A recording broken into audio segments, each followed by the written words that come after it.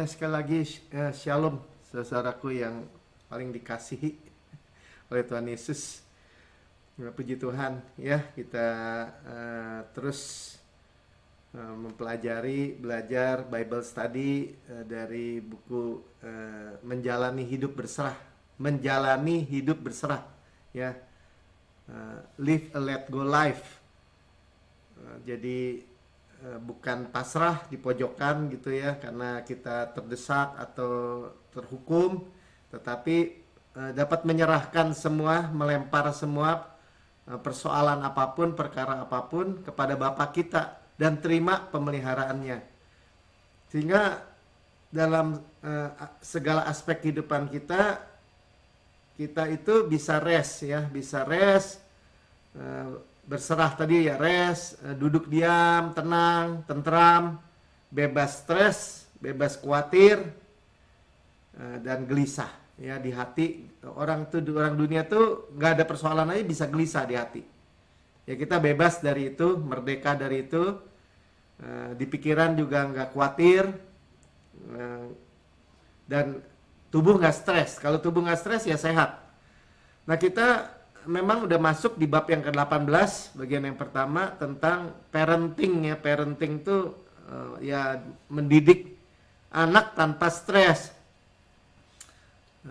atau membesarkan anak tanpa stres. Karena seringkali kita dengar bahwa wah kalau anak pendeta misalnya, wah kalau anak pendeta mah pemberontak semua. Atau seringkali juga dulu saya punya teman misalnya anak tentara, anak polisi, mau bandel-bandel gitu. Jadi seolah-olah terbalik ya dengan kondisi keadaan posisi ayahnya atau keluarganya dengan anaknya. Nah kita nggak memiliki pemikiran itu sama sekali. Ya sebelum masuk saudara yang di rekaman YouTube, saudara boleh like, subscribe, dan share kepada siapapun juga, teman-teman saudara, sekeliling saudara. Ya sebentar nih. Menjadi bagian dari kami untuk memberitakan Injil. Karena dunia membutuhkan kabar baik sebenarnya. Kalau kabar buruk, ya mulai dari pandemi yang masih ada aja ya, malah muncul cacar monyet lah atau apa ya. Dan perang, krisis keuangan, finansial, inflasi dan depresi ya. Dunia ini menyebutnya ada Great Depression juga. Ya depresi yang besar di tengah-tengah dunia, kelaparan bahkan ya. Beberapa negara bahkan bisa sampai 60 negara katanya bisa bangkrut. Tapi kita nggak melihat itu semua karena kita mengalihkan pandangan kita kepada Yesus.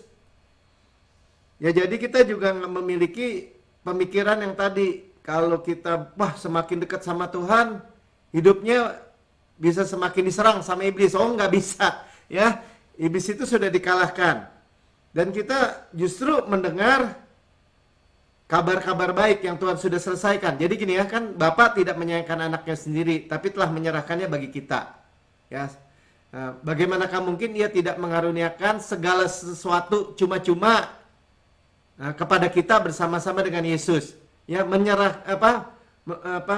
memberikan segala sesuatu atau mengaruniakan segala sesuatu itu ya segala sesuatu janji Tuhan se-Alkitab, ya dari perjanjian lama sampai perjanjian baru semua janji milik kita, termasuk janji-janji spesifik tentang keluarga kan, ya Tuhan yang membangun, kalau bukan Tuhan yang membangun sia-sia orang membangun rumah rumah tangga.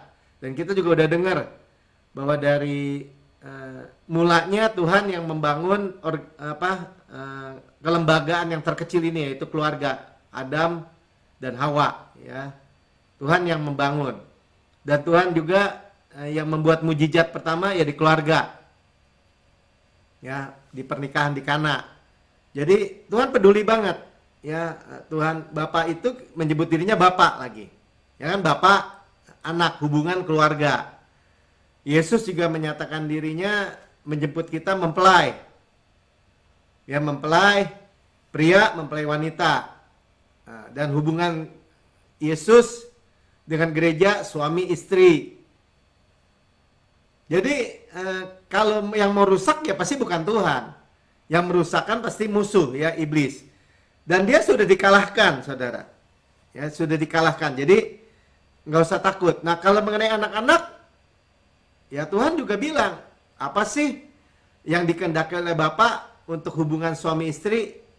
Keturunan ilahi. Udah jelas tujuannya Tuhan, keturunan ilahi.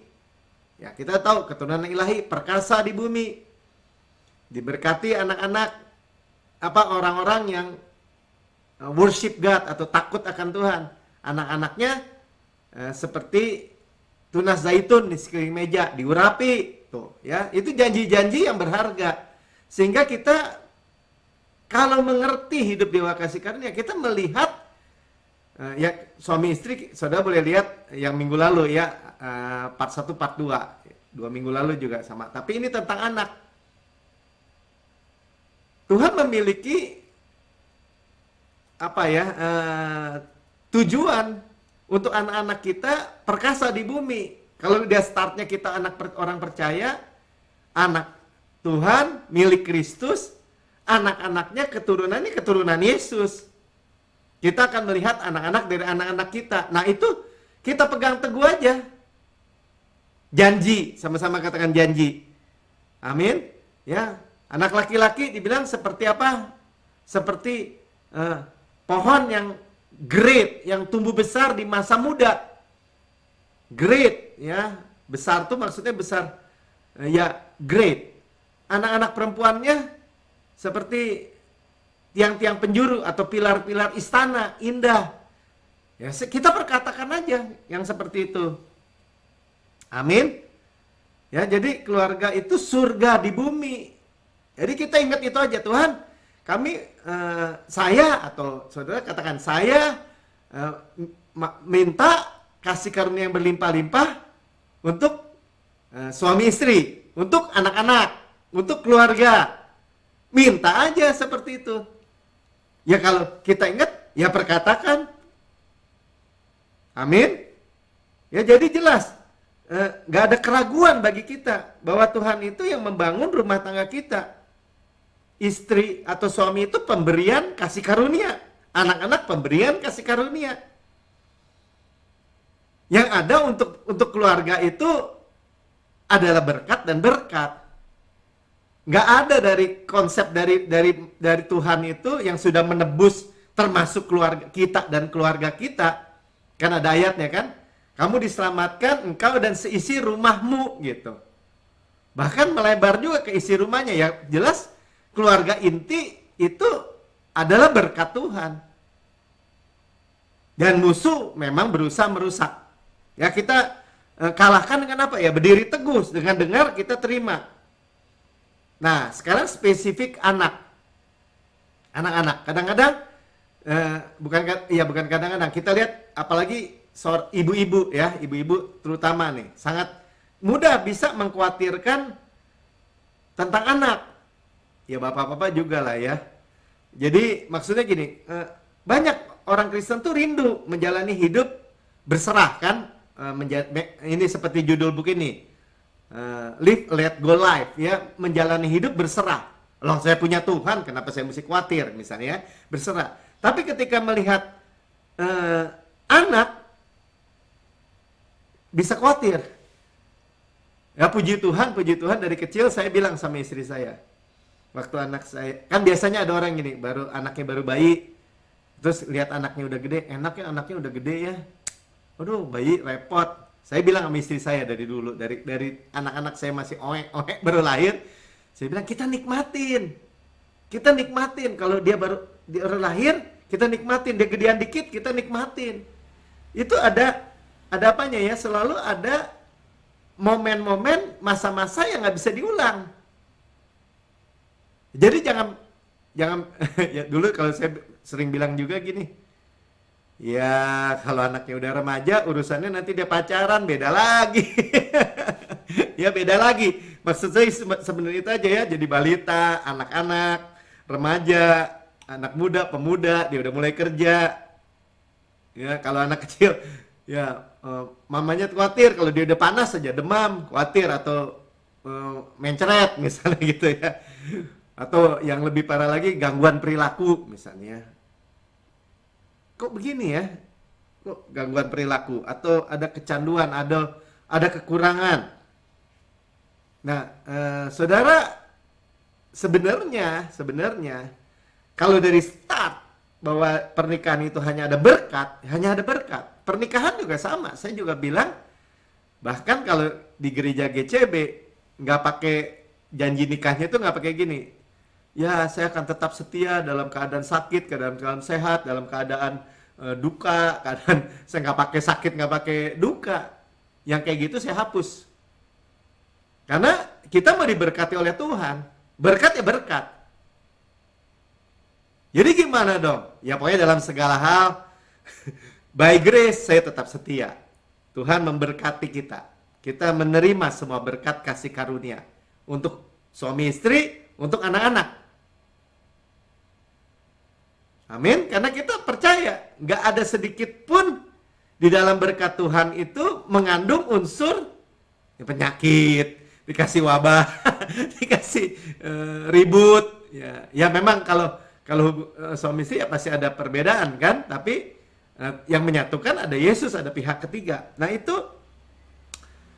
sebenarnya kata kuncinya saya bilang sama istri saya, ya kita nikmati, ya menikmati Yesus, karena kita sadar Yesus, ya kita mulai janji Tuhan dari Ulangan 11 ayat 21 nih. Kita akan lihat nanti dari ayat-ayat atasnya, kita sekarang akan bedah. Ya, supaya panjang umurmu dan umur anak-anakmu di tanah yang dijanjikan Tuhan dengan sumpah kepada nenek moyangmu untuk memberikannya kepada mereka. Ya, jadi bukan hanya untuk kita, tapi untuk keturunan kita, dan umurnya panjang. Ya, dengan long life. Nah, kalau Tuhan bicara long life, itu bukan bicara ya kayak kata orang bilang gitu, Pak Melki, saya jangan didoain umur panjang deh. Saya banyak penyakit.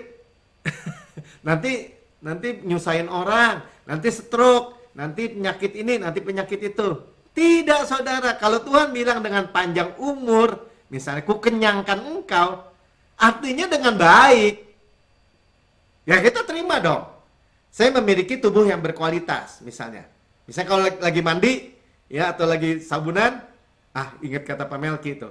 Saya memiliki hidup yang berkualitas, tubuh yang berkualitas.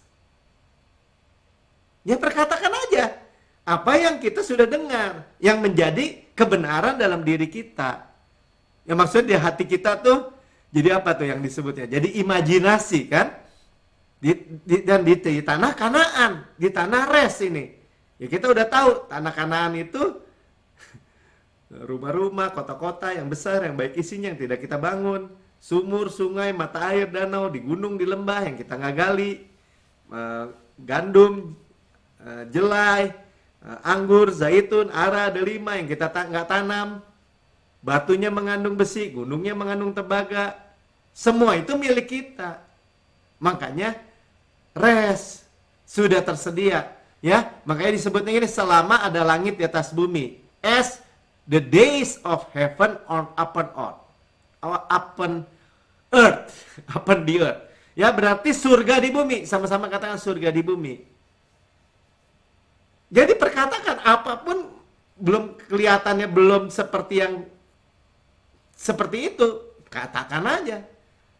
Ya, setiap kali kita katakan rumah tangga saya adalah surga di bumi. Tapi suami saya belum percaya, tapi istri saya belum, tapi anak-anak saya jangan dilihat begitu. Pokoknya Tuhan bilang, kamu diselamatkan, kamu dan berisi rumah tanggamu, sekelilingsi keluargamu. Yang percaya katakan amin. Tinggal amin. Kalau orang bilang begini begitu tentang anak kita, enggak. Dulu saya ingat ya, anak saya Sharon, ketika lahir kan dia operasi kan. Hari Minggu lahir, seminggu kemudian ya kalau yang pernah dengar ceritanya itu yang operasi aja bilang gini, Pak saya dapat kasus ini 3 kali, 3-3-nya meninggal ya. Dokternya aja dokter trauma. Ya tapi yang saya mau ceritakan begini. Kemudian dokter setelah pulang, dokter itu pada masih ada ipar saya juga kan. Ini HB-nya turun gini-gini. Wah, kalau ini bahaya nih. Bisa otaknya nggak bertumbuh, nggak berkualitas katanya. Udah gitu, bener lagi. Mulai sekolah, kalau anak-anak udah bab 4, Sharon baru bab 3 bisanya. Ntar kalau orang udah bab 5, dia baru bab ini nih.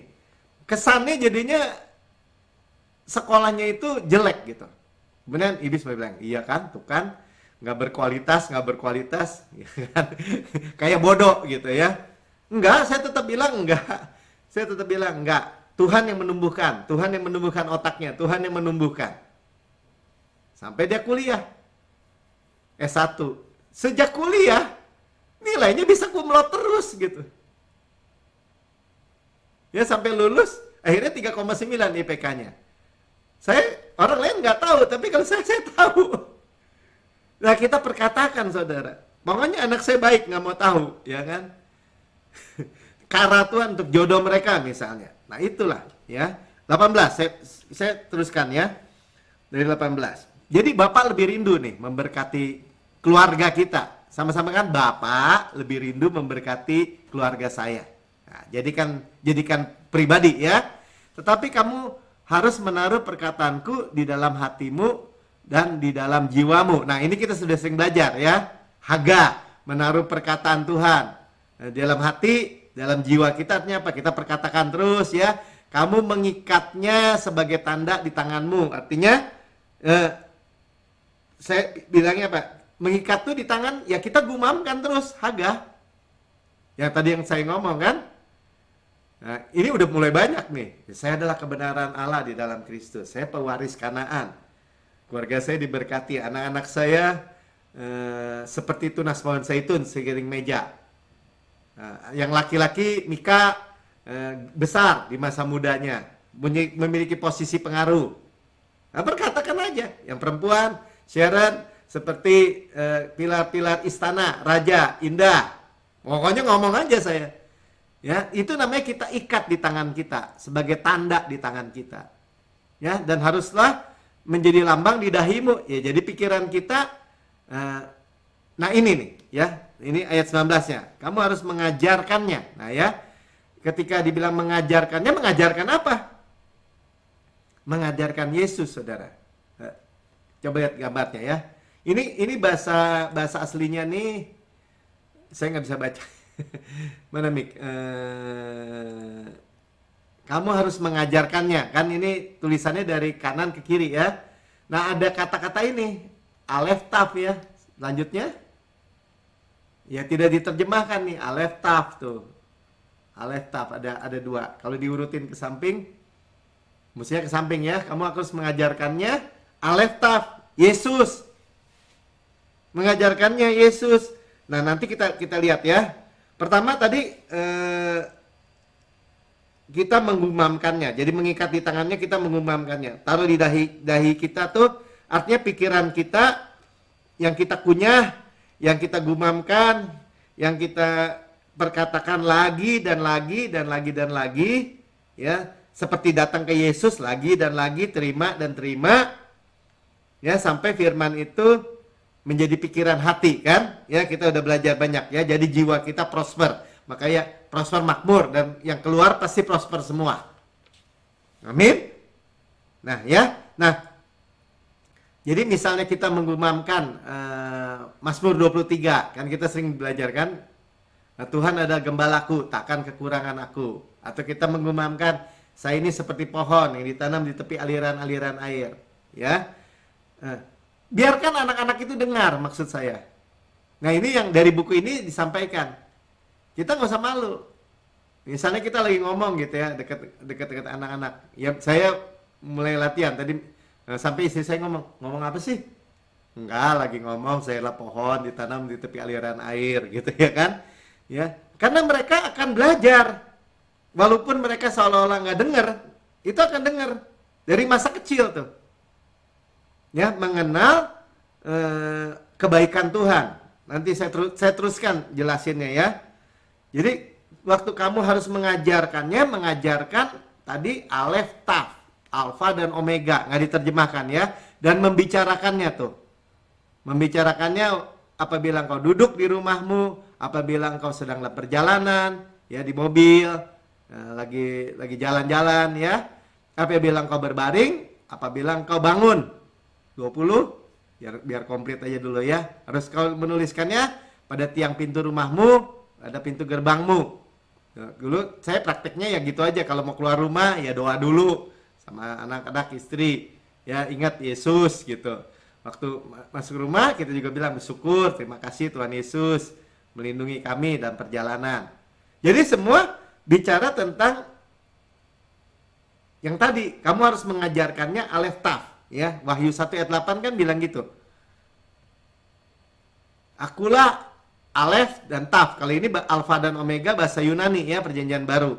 Akulah alfa dan omega, firman Tuhan Allah, yang ada, yang sudah ada, dan yang akan datang. Who was, who is, and who is to come. Yang maha kuasa. Jadi dia tidak terbatas. Siapa? Yesus. Jadi ajarkan anak-anak tentang Yesus. Amin. Di rumah, di perjalanan, berbaring, bangun. Praktisnya gimana Pak? Kalau perkara-perkara baik terjadi. Misalnya dapat berkat, ada yang kelulusan gitu ya. Yesus nih yang melakukan untuk kita nih. Yesus nih yang supply buat kamu tuh Mik, ya, atau Sharon. Ya, buat kita nih, buat keluarga kita. Kita sebut. Ketika mereka menghadapi tantangan, ya, ketakutan, takut aku ada masalah di kantor gini-gini misalnya, atau di sekolah. Jangan takut. Yesus jalan, ya, atau Yesus mengatasinya. Yesus pasti mengatasinya, mengatasi perkara kita. Atau lempar aja kepada Yesus. Terus terima supply dia, terima pemeliharaannya.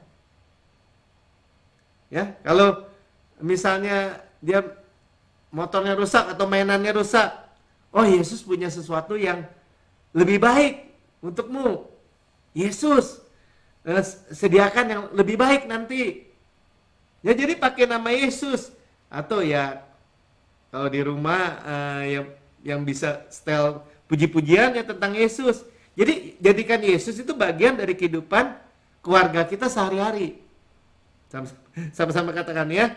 Jadi Yesus itu bagian dari kehidupan kita sehari-hari. Ya, Pastor Pin juga pakai nih waktu anaknya Justin, apalagi yang anak yang kedua tuh ya, masih kecil kan. Dia bilang dia masih bayi aja, dia terus perkatakan, ceritain tentang Mazmur 23 ya, Tuhan ada gembala kita, takkan kekurangan kita.